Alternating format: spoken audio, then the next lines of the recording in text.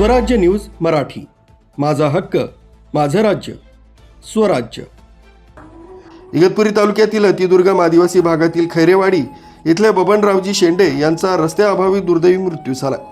बबन शेंडे यांना हृदयविकाराचा सौम्य झटका आल्यानंतर कुटुंबीय तसंच ग्रामस्थांनी त्यांना उपचारासाठी डोलीतून नेत मुख्य रस्त्यापर्यंत पोहोचवण्याचा प्रयत्न केला।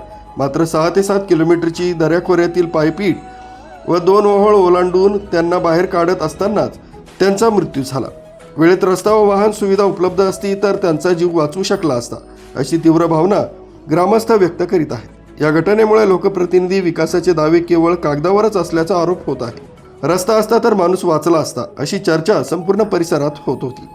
2 वर्षांपासून इथल्या खैरेवाडीच्या रस्त्यासाठी शासनानं प्रस्ताव पाठवला होता।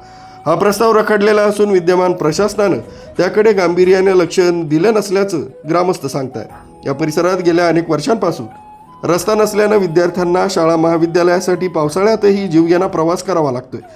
आजारी रुग्ण, वृद्ध व गर्भवती महिलांची तर स्थिती अधिकच बिकट आहे। स्थानिक ग्रामस्थ वारंवार शासकीय कार्यालयात चक्रा मारतात, मात्र केवळ आश्वासनांशिवाय काहीही हाती येत नसल्याची तक्रार आहे। आदिवासी बहुल मतदारसंघात आजही आदिवासी समाज मूलभूत सुविधांपासून वंचित राहतो।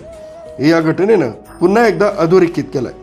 न्यूज ब्युरो, स्वराज्य न्यूज मराठी, इगतपुरी।